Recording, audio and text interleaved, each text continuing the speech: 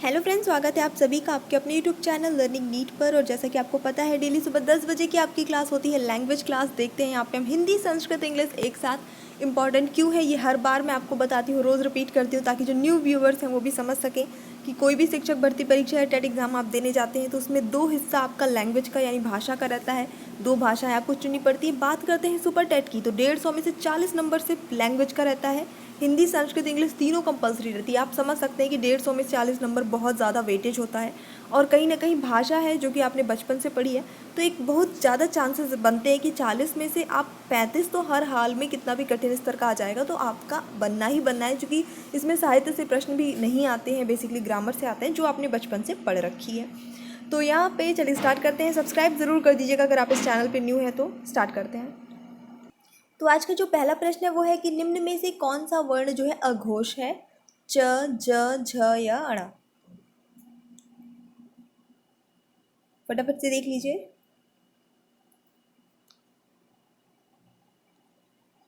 तो यहाँ पे जो सही उत्तर हो जाएगा आपका वो हो जाता है ऑप्शन नंबर ए। यहाँ पे च जो है वो अघोष वर्ण के अंतर्गत आता है। ठीक है, देखिए वैसे तो घोष अघोष जो है वो काफ़ी डिटेल है। अगर आपको नहीं समझ में आता है तो आप ऐसा समझ लीजिए कि वर्ग तो आपने पढ़ा ही है, जो उच्चारण स्थान संबंधी सूत्र वगैरह पढ़े थे तो उसमें आपने वर्ग तो देखा है, क वर्ग, च वर्ग, इस तरह से देख रखा है। तो जितने भी वर्ग हैं, जो भी आपके नियमित वर्ग होते हैं, उसके स्टार्टिंग के बेसिकली जो 2 वर्ण होते हैं वो अघोष होते हैं। ठीक है, तो च तो पहले ही आ जाता है, च छ दोनों पहले ही आ जाते हैं, तो दोनों आपके अघोष हैं और बाकी जो है घोष है। इस तरह से उसके बाद के 2 जो होते हैं वो घोष होते हैं। ठीक है, अगला देखेंगे, किस रस को रसराज कहा गया है? वीर रस, हास्य रस, करुण या श्रृंगार?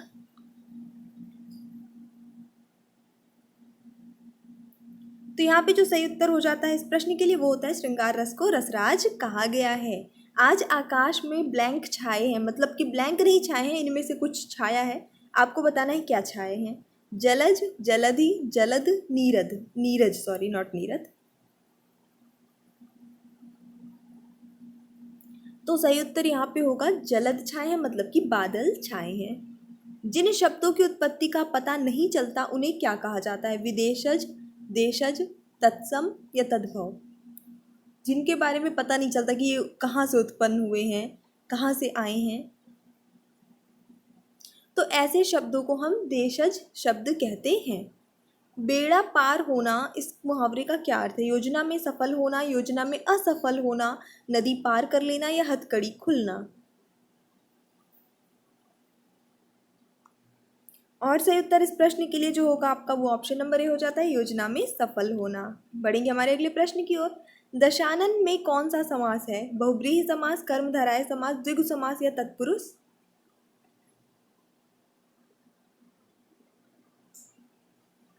और सही आंसर इस क्वेश्चन के लिए हो जाता है आपका ऑप्शन नंबर ए। यहाँ पे बहुब्रीहि समास है। 10 आनन है जिनके, अर्थात रावण। भ्रांतिमान अलंकार वहाँ होता है जहाँ पे क्या हो? ऑप्शंस पढ़ेंगे अच्छे से। गुण और धर्म आदि के सादृश्य के कारण उपमेय को उपमान समक्ष लिया जाए, समझ लिया जाए, नॉट समक्ष, गलत है ये। उपमेय में उपमान का संशयात्मक ज्ञान उत्पन्न होना, गुण और धर्म आदि के सादृश्य के कारण उपमान में उपमेय समझ लिया जाना, या उपमान में उपमेय का संशयात्मक ज्ञान उत्पन्न होना। बहुत अच्छी ऑप्शंस हैं, बिल्कुल बहुत हल्का हल्का माइनर सा डिफरेंस है सभी में। फटाफट से बताइए क्या सही होगा। भ्रांतिमान अलंकार, तो यहाँ पे जो सही आंसर होगा आपका ऑप्शन नंबर ए हो जाता है। गुण और धर्म आदि के सादृश्य के कारण, यानी कि गुण और धर्म दोनों में इतनी सादृश्यता है, इतनी सिमिलैरिटी है कि उपमेय को ही उपमान समझ लेना है ना, ऐसा कंफ्यूज हो जाना है, कहीं ना कहीं मान लेना कि यही जो है उपमेय ही उपमान है, यही मान लेना, यह भ्रांतिमान अलंकार होते हैं, यानी कि इस तरह की भ्रांति हो जाना।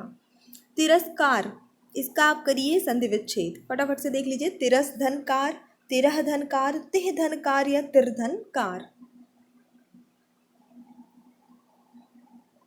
और सही उत्तर होगा इस प्रश्न के लिए आपका ऑप्शन नंबर बी, तिरह धन कार बनेगा तिरस्कार।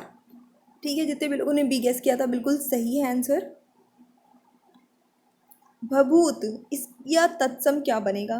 भभूत, विभूति, भभूति, बभूति, भवभूति? तो चलिए देख लेते हैं, इसका जो सही उत्तर होता है वो हो जाता है आपका विभूति। वैसे विभूति के कई सारे अर्थ होते हैं पर इसका एक अर्थ होता है भस्म, और भभूत का अर्थ भी भस्म ही होता है। जमीन आसमान एक करना, इस मुहावरे का क्या अर्थ है? घोर प्रयत्न करना, पूरी तरह से नष्ट करना, मतलब निकालना, या व्यर्थ का कार्य करना। जमीन आसमान एक कर देना, तो सही उत्तर होता है घोर प्रयत्न करना, यानी बहुत ज़्यादा कोशिश करना। राजा विप्राय गाम ददाति, इसका वाच्य परिवर्तन क्या होगा? राज्ञा विप्राय गाम दीयते, राज्ञा विप्रेण गाम दीयते, राज्ञा विप्रेण गौः दीयते, या राज्ञा विप्राय गौः दीयते। संस्कृत से है आपका ये प्रश्न, फटाफट से बताइए इसका सही उत्तर। चलिए देख लेंगे, सही उत्तर जो हो जाता है आपका ऑप्शन नंबर डी हो जाएगा, राज्ञा विप्राय गौः दीयते, यही इसका सही उत्तर हो जाता है। अगला प्रश्न देख लेंगे, वाच्य परिवर्तन से एक प्रश्न आ जाता है आपका कभी कभी। तो वाच्य परिवर्तन, चलिए इसकी मैं थ्योरी पढ़ा दूंगी, शायद पढ़ाई है लेकिन शॉर्टकट में पढ़ाई है, स्पेशली जो नॉन संस्कृत बैकग्राउंड के स्टूडेंट्स हैं उनके हिसाब से मैंने शॉर्ट में लास्ट ईयर पढ़ाई थी। चलिए अभी इसको फिर से हम डिटेल से देख लेंगे।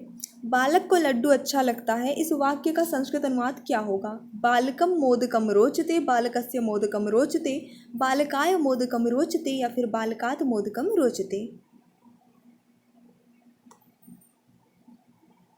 तो सही आंसर इसका हो जाएगा आपका ऑप्शन नंबर सी, बालकाय मोदकम रोचते, ये करेक्ट आंसर हो जाएगा। ठीक है। हन धातु का लट लकार प्रथम पुरुष बहुवचन रूप क्या बनेगा? हंति, ध्वंति, हंसी, हन्मी। प्रथम पुरुष का बहुवचन रूप बताना है लट लकार में।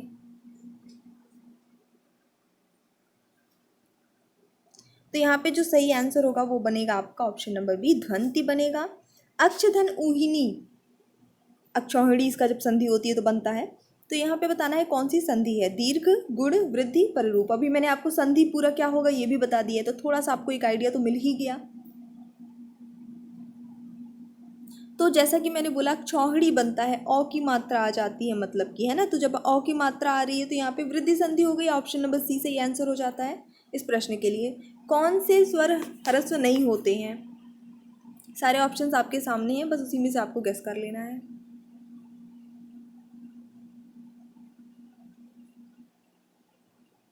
तो सही उत्तर इस प्रश्न के लिए आपका हो जाता है ऑप्शन नंबर सी, ए, ओ, ए, औ, इनका ह्रस्व नहीं बनता है, ये इसका सही उत्तर हो जाता है। धर्म, धन, अर्थ क्या बनेगा? धर्म, धन, अर्थ।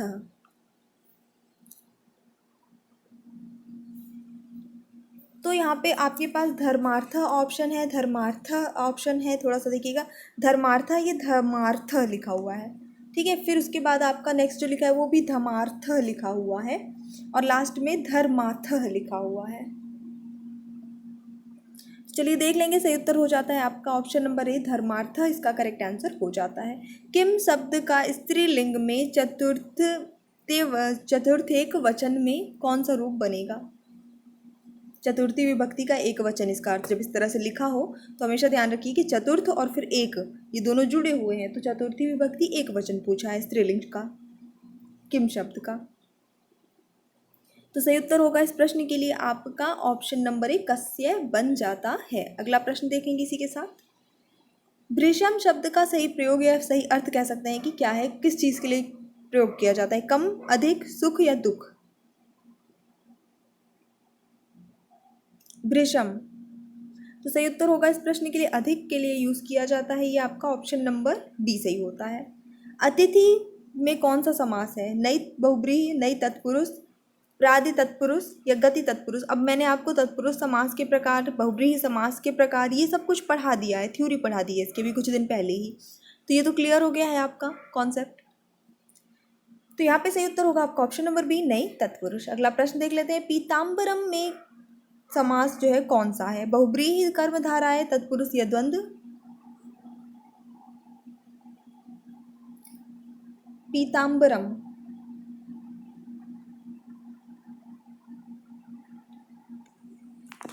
फटाफट से गेस करिए। चलिए देख लेते हैं सही उत्तर क्या होगा इसका। ऑप्शन नंबर बी सही हो जाएगा, कर्मधाराए समास यहाँ पर हो जाता है पीताम्बरम, मतलब पीला अंबर। पीताम्बरा बेसिक लिखा होता तो वहाँ पे आपका बहुब्रीहि समास हो जाता। ठीक है, थोड़ा सा बहुत माइनर सा रेफरेंस है, इसको ध्यान में रखना है। और देखेंगे अब आज हमारा इंग्लिश का सेट बेसिकली प्रोवर्ब से क्वेश्चन है। कल काफ़ी लोगों ने 6 सही किए थे, वो भी बिना तुक्के के। कमेंट्स में सारे पढ़ती हूँ, तो यस सबको वेरी गुड। एंड आज चलिए अटेम्प्ट करते हैं प्रोवर्ब वाला सेक्शन।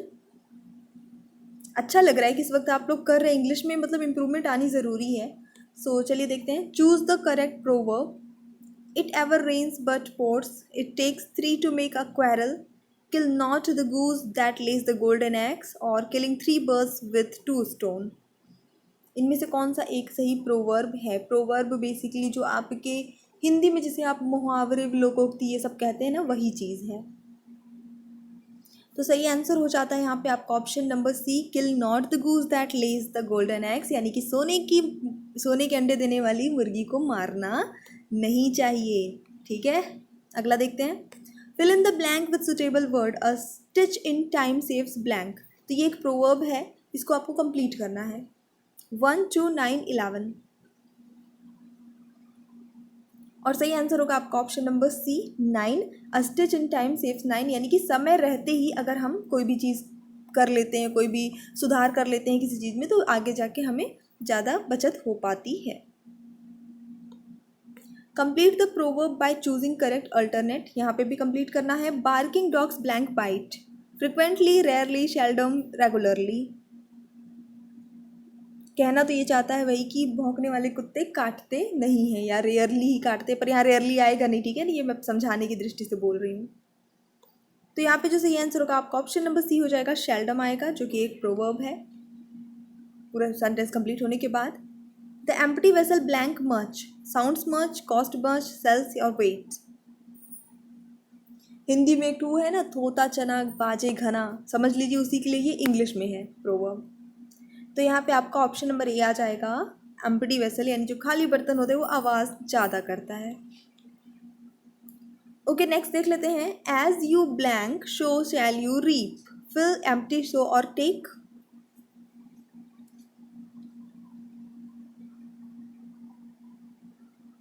तो यहाँ पे जो करेक्ट आंसर आपका इस क्वेश्चन के लिए वो है ऑप्शन नंबर सी। इसका मतलब होता है बोना, कोई चीज़ जैसे हम खेत में बोते हैं, पेड़ कोई भी चीज़ फसलें बोते हैं, ये तो वही बात है कि जो बोओगे वही काटोगे। Which one of the following is not the correct proverb, अभी क्या बताना है जो गलत हो, यानी नॉट द करेक्ट बोला है ना। A liar should have a good memory, a little knowledge is a dangerous thing, a man without purpose is a ship without a rudder, और an old broom sweeps clean.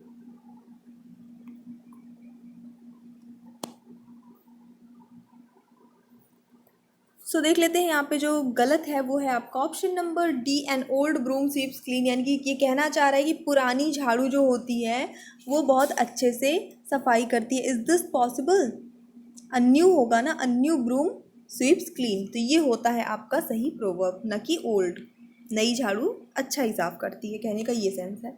Rome was not built in blank, ये तो बहुत ही प्रसिद्ध proverb है, चाहे आप किसी भी लेवल की बुक पढ़ लीजिए, किसी भी लेवल के एग्ज़ाम दे दीजिए, उसमें मतलब ये क्वेश्चन जो है आपको देखने को मिल जाता है। Rome was not built in blank, Rome एक दिन में नहीं बना था, एक दिन की बात आती है तो ऑप्शन नंबर बी आ जाता है, a day. Sweet are the uses of blank, sweet are the uses of blank एक प्रोवर्ब है, ये आप ब्लैंक में भर देंगे तो कंप्लीट हो जाएगी। एंड सही आंसर होगा इसका ऑप्शन नंबर बी, एडवर्सिटी। अच्छा, एक बार फिर से मैं रिमाइंड करा दूं, जो लोग इस चैनल पे एकदम से न्यू होंगे, जो लोग फर्स्ट टाइम ये अटैम्प्ट कर रहे होंगे, कि मैंने ऑलरेडी विद एक्सप्लेनेशन करा रखा है, प्लीज़ जाइए चेक करिए उसको आप, और उसके बाद यहाँ के टेस्ट दीजिए, तो आप ज़्यादा मार्क्स गेन कर पाएंगे, क्योंकि विद एक्सप्लेनेशन सारी चीज़ें हुई हैं। और टेस्ट भी हमारा अब कुछ ही दिन चलेगा, वही जो जो मेन टॉपिक थे या टफ टफ लेवल के क्वेश्चन थे उन्हीं का मैं टेस्ट ले रही हूँ सारा। वैसे तो 100 से भी ज़्यादा सेट कराए हैं, तो सबका टेस्ट नहीं होगा।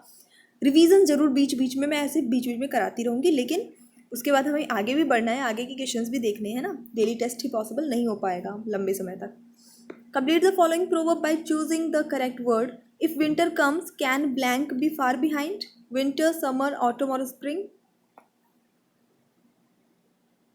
And the correct answer is option number D, spring, यानी कि अगर जो ठंडी का मौसम है वो आ जाता है, तो फिर बसंत कितनी दूर रहा, उसके बाद फिर बसंत ही आना है। Which one of the following is not the correct, again not the correct यानी गलत वाला प्रोवर्ब।